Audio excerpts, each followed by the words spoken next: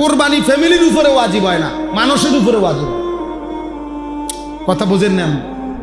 কোরবানি কি ফ্যামিলির উপরে কি হয় নাই? কোরবানি হলো সম্পদ আছে যার কাছে, তার উপরে ওয়াজিব হয়। এবারে সে কি বিবাহিত না অবিবাহিত এটা দেখার বিষয় না। সে কি সংসারে এক লগে নাকি ভিন্ন ভিন্ন, তারা কি চারো ভাই এক ঘরে খায় না আলগা ঘরে খায়, এইটা দেখার কিছু না। তারা কি বাপের লগে একসাথে নাকি ভিন্ন ভিন্ন, খোদার কসম এটা কোনো বিষয় না। পোলাটা বিয়ে করছে না বিয়ে করে নাই এটাও কোনো বিষয় না। কোরবানি হলো সম্পদের হিসাব।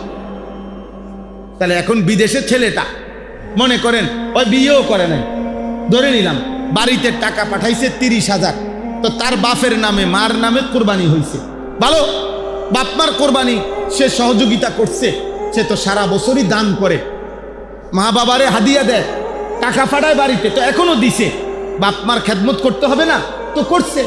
কিন্তু প্রশ্ন হলো তার কাছে তো ব্যাংকে তার নিজস্ব ফান্ডে 1,90,000 টাকা তার আছে কিনা? কথা বলে না। বিদেশি ছেলেটার কাছে এরকম পরিমাণ টাকা সচরাচর থাকে কিনা? তো থাকলে তার উপরে কোরবানি ওয়াজিব নেই। কথা বলেন তো, তার কোরবানি কই? তার কোরবানি আদায় হলো কই? ওটা তো বাপের নামে না হইল, ওইটা তো মার নামে না হইল, ওর কোরবানি কোথায়?